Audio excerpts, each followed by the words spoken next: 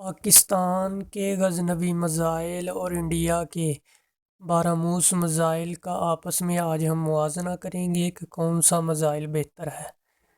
سب سے پہلے اگر بات کی جائے پاکستان کے بیلسٹک میزائل غزنوی کی تو اس کی single stage solid fuel rocket motor کا حامل غزنوی میزائل 320 کلومیٹر تک اپنے ہدف کو کامیابی سے نشانہ بنا سکتا ہے۔ پاکستان نے زمین سے زمین پر مار کرنے والے بیلسٹک میزائل غزنوی کا کامیاب تجربہ کیا تھا۔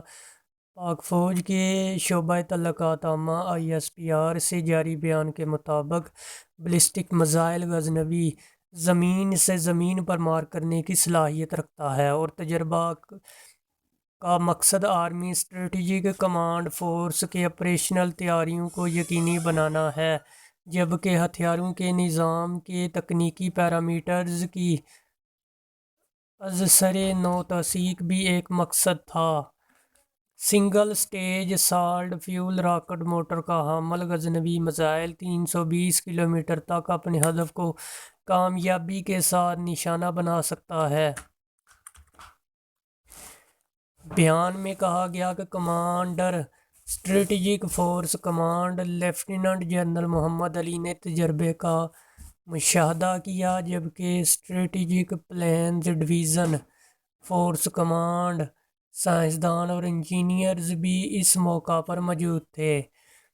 کمانڈر اسٹریٹجک فورس کمانڈ نے تربیت کے بہترین معیار، فیلڈ دستوں کی مہارتوں اور صلاحیتوں کو سراہا۔ صدر مملکت، وزیر اعظم، چیئرمین کمیٹی اور سب نے اس تمام افسران، سائنسدانوں اور انجینئر کو کامیاب تجربے پر مبارکباد پیش کی۔ بیان کے مطابق اس میزائل تجربے کا مقصد جدید نیویگیشن سسٹم سمیت ہتھیاروں کے نظام کے مختلف ڈیزائن اور تکنیکی پیرامیٹرز کی دوبارہ توثیق کرنا ہے۔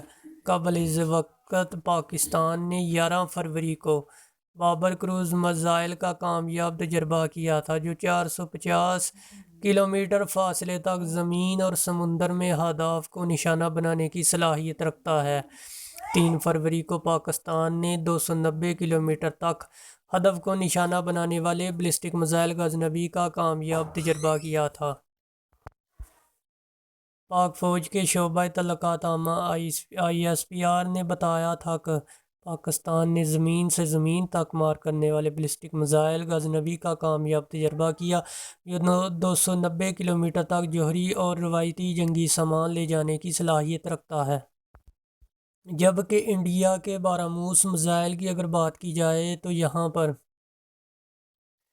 بارہموس میزائل انڈین دفاعی تحقیق و ترقی کے ادارے اور روس کی NPO کی 1998 میں مشترکہ کاوش کا نتیجہ ہے۔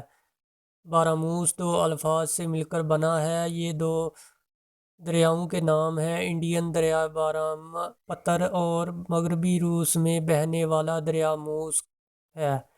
بارہموس میزائل کی زیادہ سے زیادہ رفتار 2.8 تقریباً 3450 کلومیٹر فی گھنٹہ یا 2148 میل فی گھنٹہ ہے۔ اسے میزائل شکن نظام سے روکنا مشکل ہے۔ اس میں یہ بھرپور صلاحیت بھی موجود ہے کہ مختلف قسم کے رڈار جہازوں، اڑتی اشیاء کا سراغ لگانے کا نظام سے بھی بچے نکلتا ہے۔ بارہموس فضا میں 15 کلومیٹر کی بلندی اور سطح زمین سے کم از کم 10 میٹر اوپر کروز کرنے کی صلاحیت رکھتا ہے۔ اس میزائل میں 200 سے 300 کلوگرام غیر جوہری روایتی بارودی مواد لے جانے کی صلاحیت موجود ہے۔ بارہموس 2 سٹیج 2 مرحلوں پر مشتمل میزائل ہے۔ اس میں ٹھوس ایندھن سے رفتار بڑھانے والا انجن نصب ہے، جو پہلے مرحلے میں انتہائی تیز رفتار پیدا کر کے میزائل کو اس کے دھماکہ خیز حصے سے الگ ہونے سے قبل تیز رفتار پر لے جا کر سپر سونک یعنی آواز سے زیادہ تیز رفتار بناتا ہے۔